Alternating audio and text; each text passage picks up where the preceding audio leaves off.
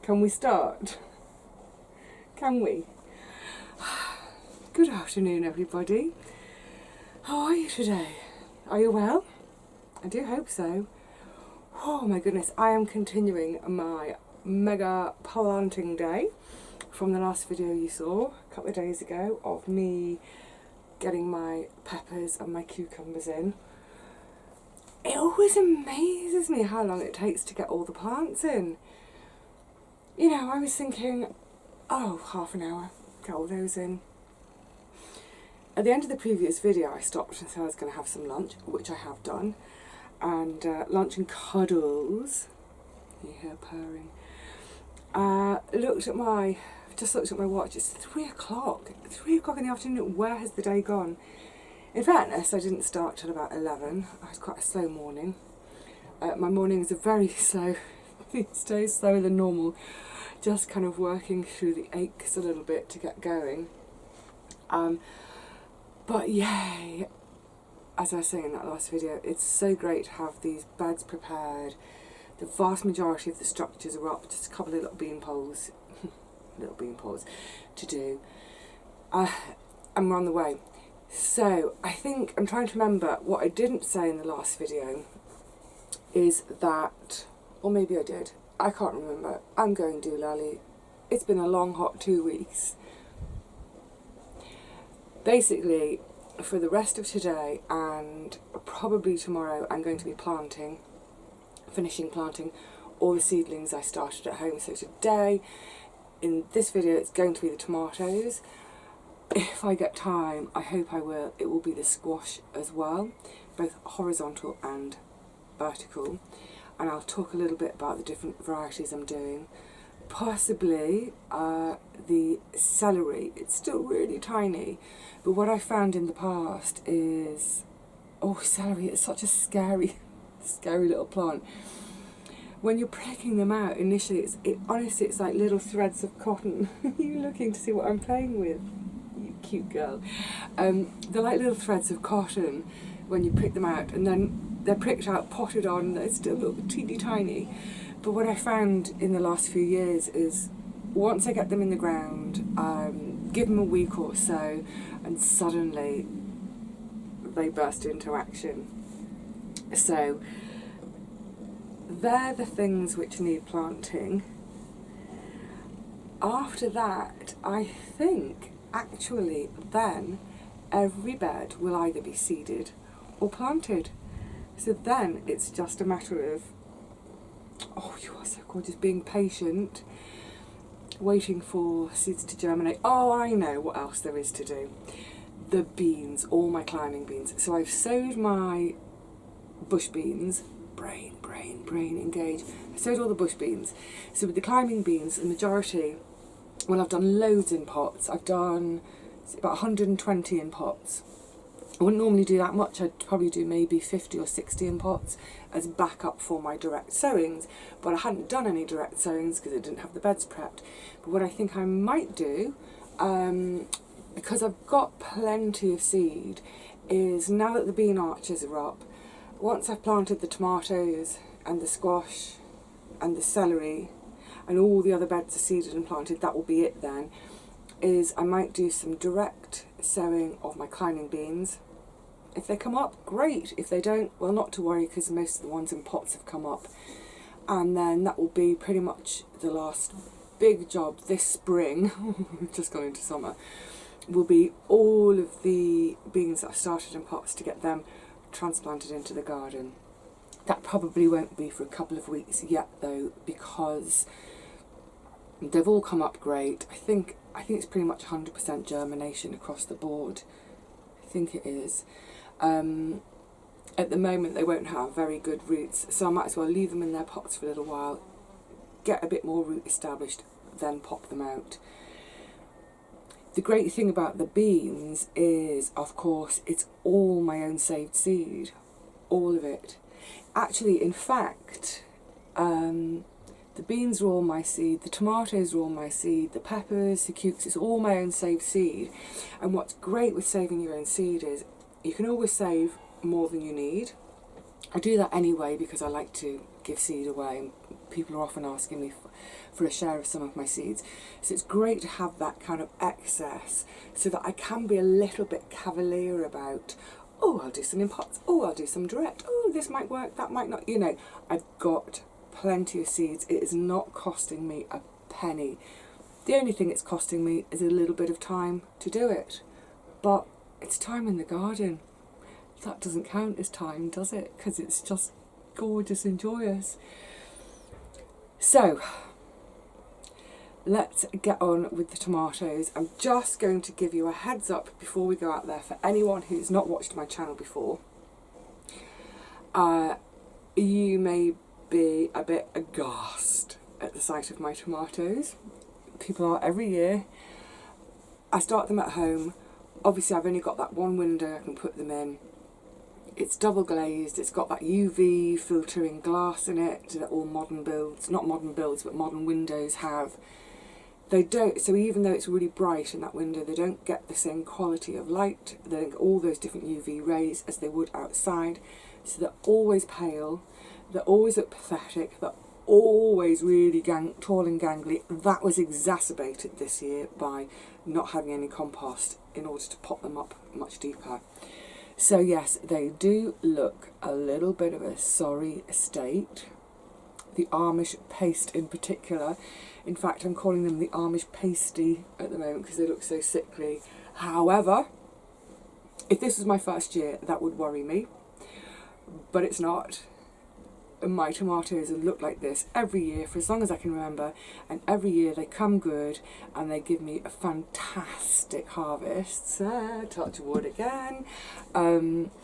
They give me enough harvests to give me tomatoes for the entire year, both fresh and bottled.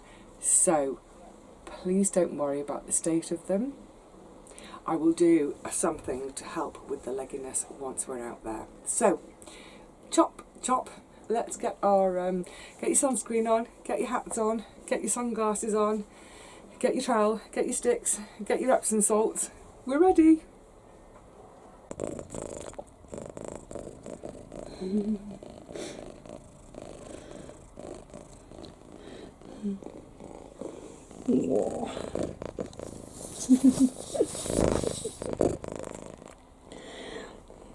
Come on, Poppy, let's go and do some gardening.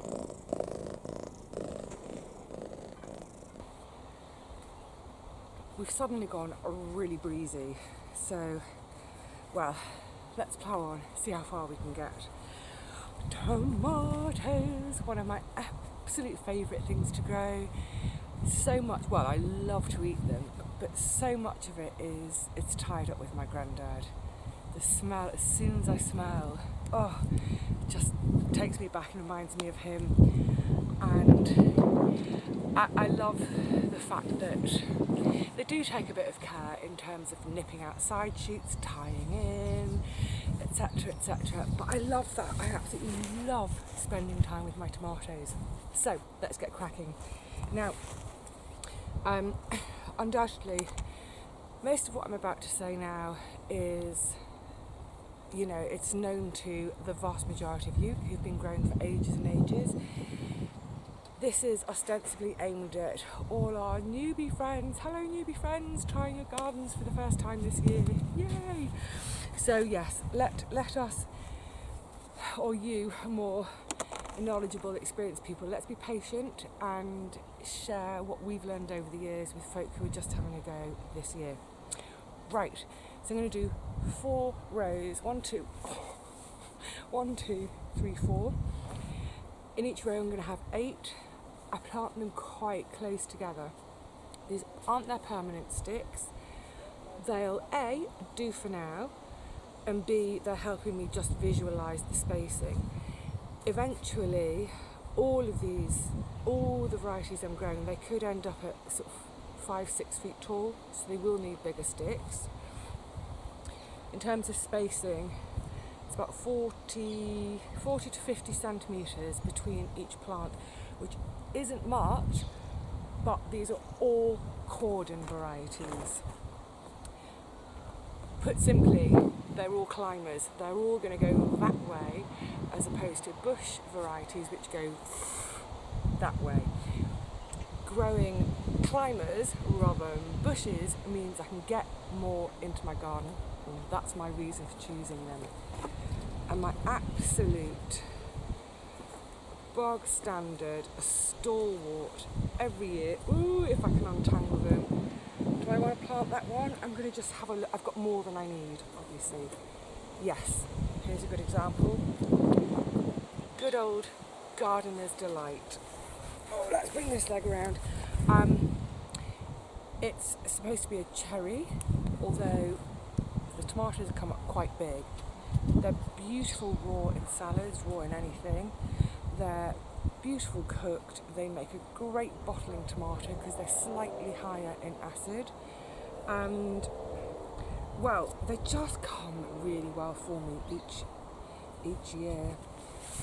I will discuss stuff like blight much further down the line. Let's just get these all in today. So you see what I mean about it's a bit pale and weedy, especially towards the bottom. They've all been out in the garden now. So they've been in the cold frame for about a week, then in the garden for about a week, and you can see hopefully how the top is much darker green than down here. This is great. This is what I want to see. This is where all the growing is happening. Eventually, eventually the plant itself will drop these lower leaves, and if it doesn't, I'll actually have them off. Again, that's something I'll explain as we go further into the growing year or into the summer. Just going to have the bottom couple off for now anyway, because in the shed I was mentioning rescuing plants when they get really leggy. I'm going to do that very simply by burying the plant. So I mentioned this a little bit when I was pricking them out, potting them on. The great thing about tomato plants is it is a plant that, so many plants, when you plant them into the garden, you plant them at the same level as the soil in your pot. With the tomato we can go much deeper, so I'm going to plant it almost to that first leaf there. And all the little fine hairs along the stem, they'll put out new roots, they'll become new roots. Yay!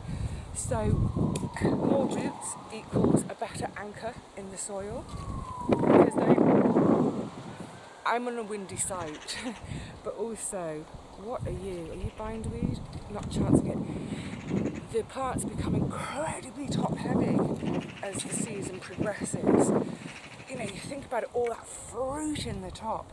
So the better roots we can develop, the better an anchor they can make in the soil, but also the more able they are to take up nutrients, take up water. Fabulous. So on the word of nutrients, to each planting hole I'm going to add a little bit of my magic dust. Ooh, magic fairy dust. Sprinkle it in. What is this magic dust you speak of, Vivi? It's Epsom salts. Epsom salts are basically magnesium, and just like with us humans, the plants need various minerals. Not only do they need minerals, oh my goodness, they've been gagging to get in the ground. Look at the roots on that. Ooh, look at the roots on that. Yeah, just like us, they need all sorts of different minerals. And it's not just needing the mineral for the mineral's sake, but actually some minerals help the plant either and or both they're going to go flying, to absorb other minerals and transport them. The reason I'm talking about the Epsom salts is because something you'll hear a lot about with tomatoes is blossom end rot, where the end of the developed fruit, or the developing fruit, goes black and mushy. It's horrible. Excuse me. That's thought to be poor calcium. Now, it's not necessarily that the plant is deficient in calcium, but the plant can't move it to the parts of the plant where it's needed. So the magnesium in the Epsom salts helps the plant transport its calcium. Does that make sense? So rather like us with if we find out we're deficient in iron and we need to improve the iron in our diet, what can help massively with your uptake of the iron is to in the same meal where you're having your iron is to consume vitamin C rich foods, because the vitamin C helps your body absorb the iron better. So just the same with the tomatoes, with their need for moving that calcium around, give them a dose of a magnesium to do it. Now these are so, I'm not going to say they're massively late going in. I think I was at about this time last year, but it's worth as I put them in, I'm just checking for little side shoots which are appearing in the axils, where if that's the stem and here's a leaf coming off, in the axil right here in the V, little side shoots, don't want those. I'll probably give them all an extra, can I reach the basket? Can I reach it with my stick?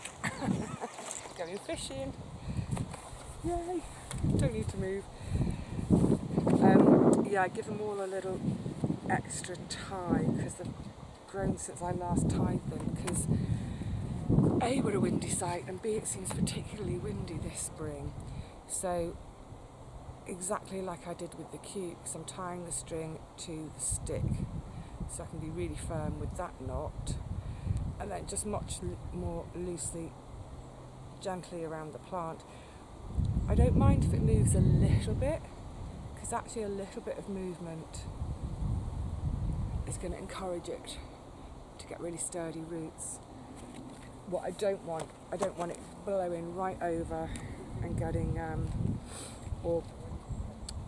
being snapped. So I'm going to carry on planting these. Like I said, this is my gardener's delight. Really good old faithful. I'm going to do 2 rows of 8, so I'll have 16. My aim every year is to have 32 plants, because I've worked out that that's just enough to keep me in tomatoes for a year. I've already given some spares to a couple of people on my site, but if after having doled out all the other spares and I have spares left, there are a couple of little places I think I could pop some. So 2 rows of Gardener's Delight, then behind me a few new ones to try, well some new, some old. I'm going to have some Rose de Berne, which is my gorgeous deep pink, rather large, it's almost a tomato for stuffing, it's definitely a tomato for cooking, gorgeous Rose de Berne. So I'm going to have 4 of those. I'm going to have 4 of my Amish pasties, hopefully become Amish paste, that row, and then 2 each of my little unknown variety orange cherry, which came up as a volunteer last year. It was prolific, so I saved seeds. This is all saved seed again, it's brilliant. The Amish paste, I should say thank you, were from Paul. So 2 of the orange cherry, which don't have a name, 2 of a new to me tomato called Get Stuffed, and again it's a huge tomato, so that would be it again for cooking, stuffing, what have you, as the name suggests. Then I'm going to have 2 of what I'm calling my Gary's Gorgiosities, which were the ones that resisted blight in his plot, well, the year when his entire, I think he had about 50 plants in 2 rows, the entire lot were decimated apart from these 2, so Gary's Gorgiosities. And a new one to me this year, Gardener's Ecstasy. I don't know what it's been crossed with or how they got there, but I think it started as a Gardener's Delight and has moved on, so I'm going to have 2 of those as well. And then, like I say, if I've got any gaps anywhere and no one wants my leftovers, I'll just literally any gap I can find, I'll stick a tomato. Chop chop Vivi. 2 in, at least 30 to go. I didn't put any Epsom salts in that one, did I? Oh, I'm going to sprinkle it on the soil around, and then when I water it'll get watered in. I need to concentrate, do one job at a time. So I think for now I'm going to pop you all back in the shed. You can go and have a snooze in my shed whilst I carry on with this lot, and then hopefully there'll be time enough this afternoon to get on to something else.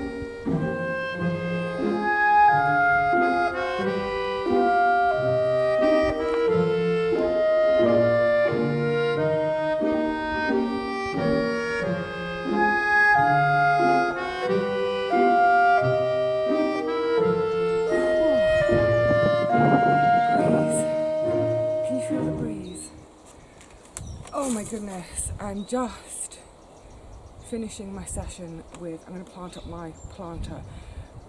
It's just gone 6. I don't know where the afternoon's gone. I haven't got on to planting squash as I'd hoped. I don't know, everything seems to take me longer than I anticipate it's going to take. But I did just count up. Today, between all the peppers, cukes, tomatoes, I think that's it, I've planted 110 plants out. Yay! And you know, even though it's fairly gentle planting things out, oh my god, I've been dripping at times. It's so warm, so warm. So yeah, I'm gonna have a bit of shade now, a bit of sit down. The temptation is to carry on. Hello, tweet tweet. The temptation is to carry on and push on to get some of the squash in. But like I say, it's about 6 now. I figure by the time I reckon the squash is at least another 2 hours of planting, because it's the planting, tying in, sinking their watering bottles, and then I'd have to water, and the watering's taking about an hour each evening. So I'm going to be sensible and leave it with the planting out there. But I'm going to plant these. So long ago, it's my geranium cuttings that I started probably in February Now, I would have planted these out earlier, except, guess what? Didn't have any of this stuff. But now I have. There's a part of me, it's like, don't use the compost for anything except the vegetables. But I like having my flowers. So there's going to be too many for this trough. Let's just have a little... Oh my goodness, they've got such a mass of roots. Such a mess. I should have untangled this before I turned you all on. I think that's a nice one. For the trough, that's a nice one. Oh, this one that's about to flower. Nice one.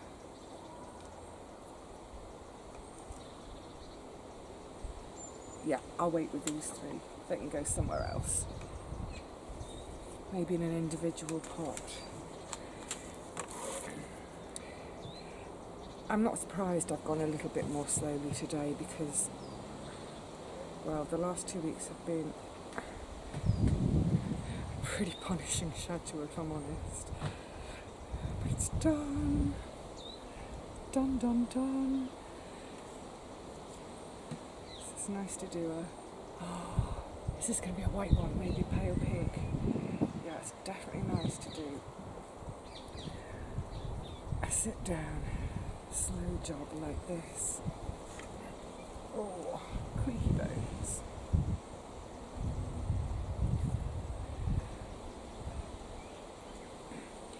As I've planted today, of course, as I've planted, I've given everything really good water after it's gone in. I hope you enjoyed those quiet images a moment ago. I wanted to give you some nice quiet time. Invariably there are things going on in the background, but yeah, a few quiet pictures. Yeah, so I've watered everything as I've planted it, but I will water everything again tonight. And then let's get a trough planted up. Oh, it's heavy. I might leave this on my table for now. Looks nice there. And think about some little pots for the others. Thing is, there's not much point in me potting these up yet because there's no room for any pots on the deck because it's still all of the bean seedlings. Oh, I'm really pleased with today. About 15 minutes ago I was feeling disappointed not to have got the squash in today, but you know what? I've got a load in, so it's fine. It's all fine. This time last year, I was remembering actually with the tomatoes, I felt really late. I think it was the 6th of June I planted, so I'm ahead of last year. Only in one thing. Oh my goodness, yeah. I'm going to sit here a while, just enjoy the birds, enjoy the breeze, before I even contemplate doing all the watering. And then think about coming back another day and getting all those squash in. It's great. I'm gonna have a garden. I'm gonna have a garden this year. Oh, and everyone I've seen today has said we're gonna get rain in 2 days. I don't quite believe it. I hope it. Don't quite believe it. Of course, the minute it rains, the slugs and snails will come out. We're never happy, are we? Oh, I must remember to put some beer traps out. All right, my lovelies. I'm getting into a really soporific mood now. I think because I'm in the shade, I'm warm. The breeze is caressing me. Oh, it's the closest I get to a hug these days. Is the wind on me. Yes, before I go off into a reverie, I'm going to say goodbye, cheerio to all of you. I will see you in the garden again, really soon, doing the squash, and I'm going to try one slight change with the squash this year. It was something I read about earlier in the year, and I thought, ooh, I wonder if that's true. Let's give it a go. So, tune in next time to find out what on earth I'm talking about. Until then, please take care of yourselves, lovelies. Take care of each other. Enjoy your garden time. Oh, enjoy the sitting down in the shade time too. Heavenly. Bye for now.